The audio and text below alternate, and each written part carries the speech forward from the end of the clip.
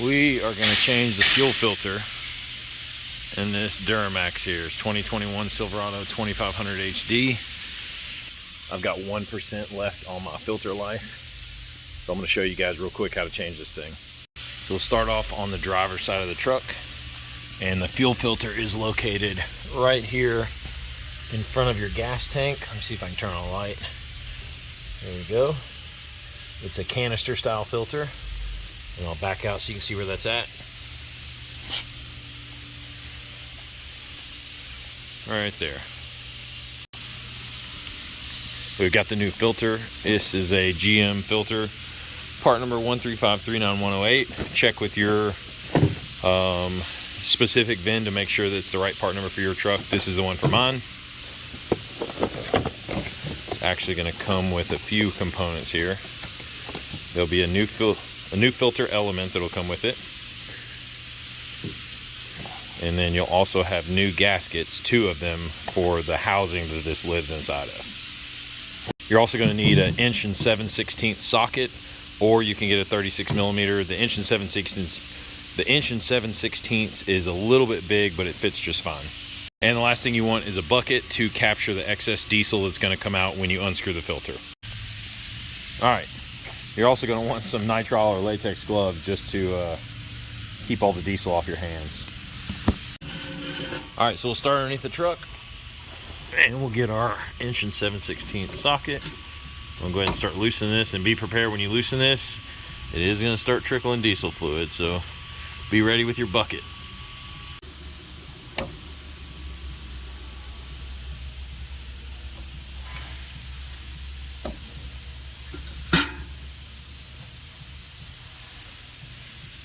All right, we got it mostly loose. You can start seeing the gasket. We're gonna start turning this, and we should see some fuel pour out here. Doing a little bit at a time so it doesn't get all over me.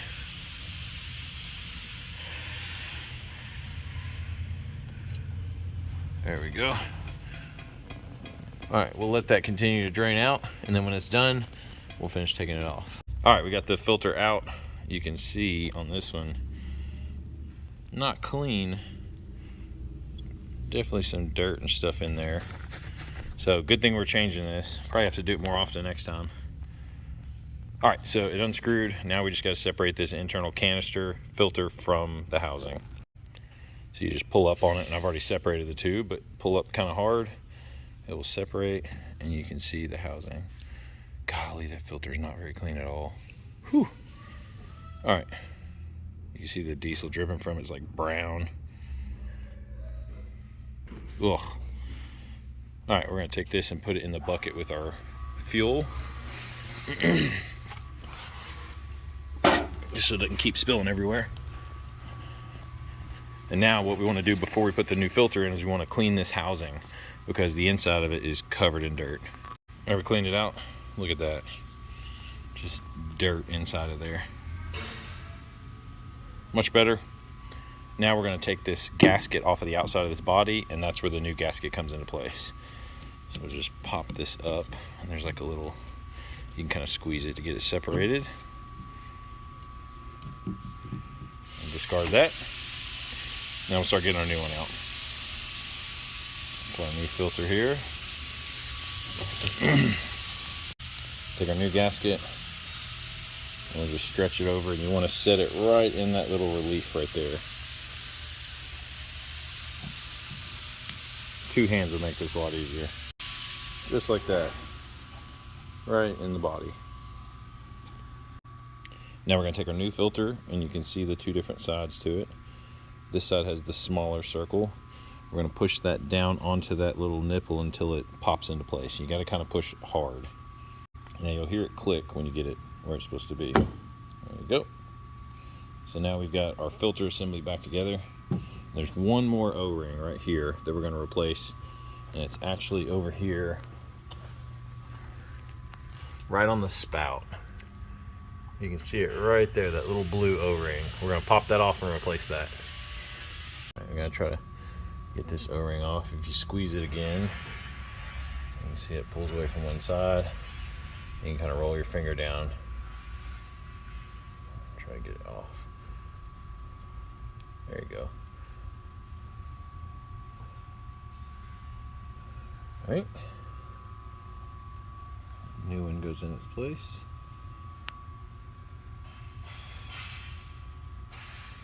You know, be careful not to rip this.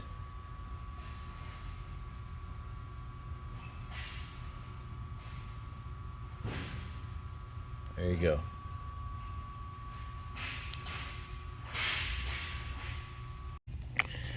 Now we can go ahead and take our new filter assembly and put it right back up on there and screw it on.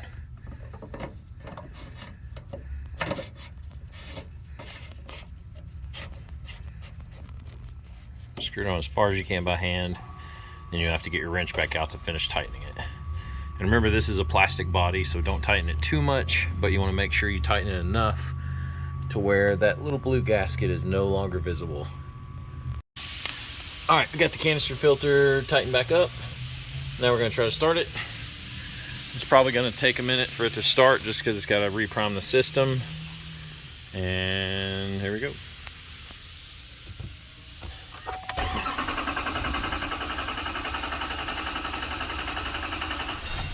There we go.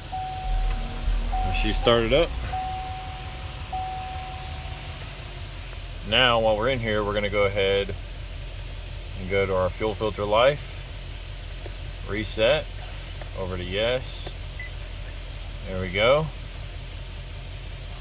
Now it'll take another cycle of the key for it to actually reset. So go ahead and turn it off. And now, when we start it again,